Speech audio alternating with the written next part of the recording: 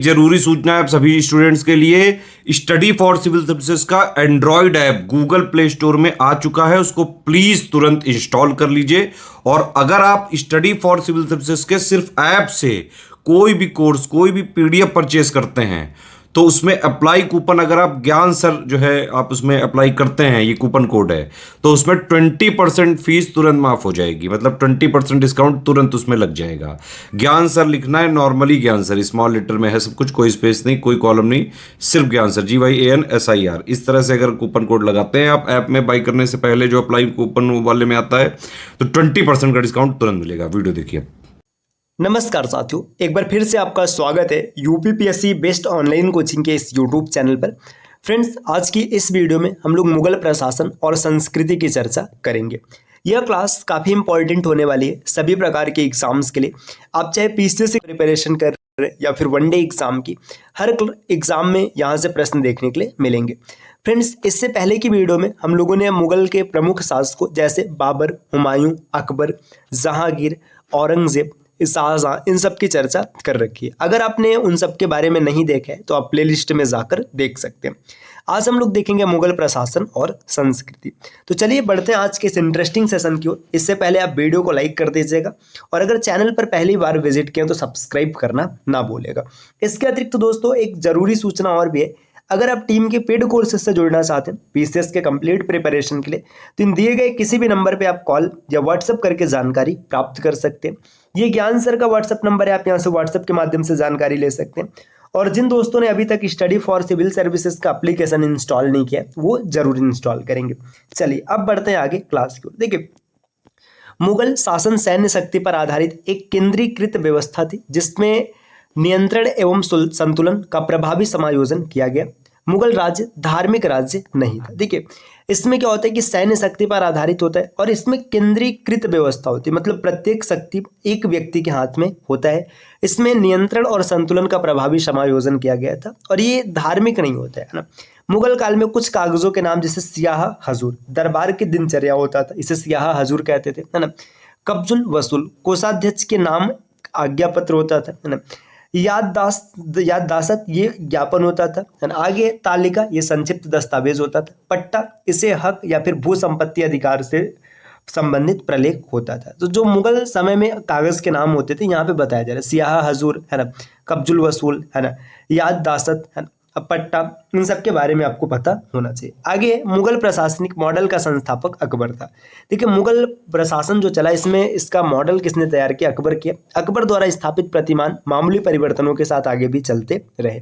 अकबर ने विभिन्न विभागों के बीच शक्तियों का विभाजन सिद्धांत को लागू किया। यद्यपि मुगल बादशाह निरंकुश थे किंतु उनकी निरंकुशता प्रबुद्ध थी जिसमें अकबर का स्थान सर्वोपरि था। आगे अकबर ने खुद कहा था, खुदा की परछाई होने के कारण हम लेते कम है पर देते बहुत है। देखिए, अकबर ने क्या कहा कि खुदा की परछाई है, इसके कारण हम लेते बहुत कम है लेकिन देते बहुत ज्यादा है। अकबर ने सर्वप्रथम अकबर ने फारसी को मुगलों की राजभाषा बनाई। मुगलों की राजभाषा कौन सी भाषा है? फारसी भाषा। किसने बनाया? अकबर ने। मुगल राजधानी की बात करेंगे तो आगरा होता है 1556 से लेकर 1584 तक, है ना। फतेहपुर सिकरी होता है 1569 से लेकर 1584 तक, है ना। यहाँ पे इसके बाद देखिए शाहजहानाबाद। बाद में मुख्यतः पानी की कमी के कारण अकबर ने फतेहपुर सिकरी को छोड़ दिया। अकबर ने कुछ समय के लिए प्रशासनिक मुख्यालय मतलब राजधानी जौनपुर को बनाया, है ना। इसके बाद लाहौर किया, है ना। इसके बाद अंतिम रूप में देखिए यहाँ पे फिर से आगरा बनाया गया और शाहजहानाबाद मुगलों की अंतिम राजधानी बनी। दक्षिण में बुरहानपुर इनकी राजधानी होती है। मुगल बादशाहों ने जकात को आयात और निर्यात कर के रूप में वसूला। देखिए जकात, है ना, ये जकात क्या है? ये आयात और निर्यात कर होता था, ये इन्होंने वसूला था। जहांगीर ने आयात निर्यात कर समाप्त कर दिया था, याद रखिएगा, है ना। एक वर्ष में 2 फसली अर्थव्यवस्था मुगल में प्रचलित थी, मतलब एक वर्ष में 2 फसली अर्थव्यवस्था। गैर अम्ली वह भूमि भाग जो मुगल व्यवस्था के अंतर्गत नहीं होती तो उसे गैर अम्ली कहते थे, मतलब ऐसा भूमि जो मुगलों के अंतर्गत नहीं उसे गैर अम्ली कहा जाता था। 2 अम्ली उसे कहते थे। ऐसा क्षेत्र जिस पर मराठों एवं मुगलों दोनों का नियंत्रण होता था उसे 2 अम्लीय क्षेत्र कहा गया। अकबर के समय में दक्षिण भारत में हलों की संख्या के आधार पर भू राजस्व वसूला जाता था, मतलब दक्षिण भारत में जितने हल होते थे उन्हीं के आधार पर क्या लिया गया? राजस्व लिया गया। अब आगे दोस्तों यहाँ पे मंत्री परिषद के बारे में बताया जा रहा है कि मुगल शासनकाल में मंत्री परिषद को किस प्रकार से जाना जाता था। देखिए वकील की अगर बात करेंगे, वकील कौन होता है? सम्राट के बाद शासन के कार्यों को संचालित करने वाला सबसे महत्वपूर्ण अधिकारी वकील था। इसे वकील ए मुतलक भी कहते थे। तो सम्राट हो गया, सम्राट के बाद शासन को संचालित करने की जो सबसे महत्वपूर्ण भूमिका थी ये वकील के अधीन होती थी। नेक्स्ट आगे दिया दीवान ए वजीर, है ना। दीवान ए वजीर की बात करेंगे, फारसी मूल के शब्द दीवान का नियंत्रण राजस्व एवं वित्तीय विभाग पर होता था। तो राजस्व और वित्तीय विभाग पर नियंत्रण किसका होता था? दीवान ए वजीर का। मीर बख्शी, इनके पास दीवान आरिज के समस्त अधिकार होते थे, है ना। मीर ए समा, यह सम्राट के घरेलू विभागों का प्रधान होता था, मीर ए समा। बयूतात, यह उपाधि उस मनुष्य को दी जाती थी जिसका कार्य मृत पुरुषों के धन और संपत्ति को रखना, राज्य का हिस्सा काटकर उस संपत्ति को उसके उत्तराधिकार को सौंपना, वस्तुओं के दाम निर्धारित करना, शाही कारखानों के लिए माल लाना तथा इसके द्वारा निर्मित वस्तुओं और खर्चे का हिसाब रखना होता था। देखिए बयूतात, यह अत्यंत महत्वपूर्ण पद है। अगर किसी व्यक्ति की मृत्यु हो जाती है तो उसके जितनी भी संपत्ति उसे अपने पास रखेगा और राज्य का हिस्सा काट लेगा। इसके बाद उसके उत्तराधिकारी को संपूर्ण संपत्ति वापस कर दी जाएगी। और राज घराने में मतलब देखिए किसी वस्तुओं का दाम निर्धारित करेगा, है ना, शाही खर्चों के लिए माल का लाना जाना, ये सब इसकी देखरेख करना होता था। नेक्स्ट दिया प्रधान काजी, इसे काजी उल कुज्जात कहा जाता था। यह प्रांत, जिला एवं नगरों में काजियों की नियुक्ति करता था। देखिए जो प्रधान काजी, इसे काजी उल कुज्जात कहते थे और ये क्या करता था? जितने भी प्रधान काजी होते थे उनकी नियुक्ति किया करता था। मुतसिब, है ना, मुतसिब की अगर बात करेंगे तो शरीयत के प्रतिकूल कार्य करने वालों को रोकना, मतलब शरीयत के प्रतिकूल जो कार्य करते थे उनको रोकना होता था, है ना।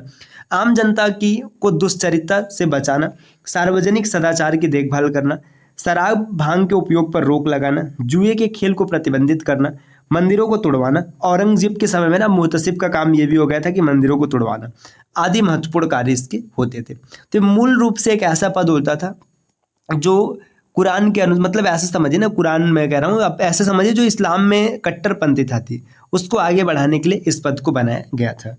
आगे है नेक्स्ट देखिए, यहाँ पे दिया मीर ए आतिश, है ना, या फिर इस पद का नाम एक और है दरोगा ए तोपखाना। यह बंदूकचियों एवं शाही तोपखानों का प्रधान होता था। आगे दरोगा ए डाक चौकी, यह सूचना एवं गुप्तचर विभाग का प्रधान होता था। यह राज्य की हर सूचना बादशाह तक पहुंचाता था। अमीन, ये राजस्व निर्धारक हुआ करता था, अमीन, है ना।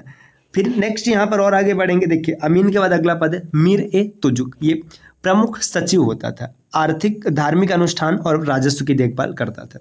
दीवान ए आला, ये अमीरों का प्रमुख होता था, दीवान ए आला। अमीर ए हाजिब, मुगल काल में मुख्य प्रबंधकृत होता था, अमीर ए हाजिब। दीवान ए कुल, राजस्व एवं वित्त विभाग से संबंधित होता था, दीवान ए कुल, है ना।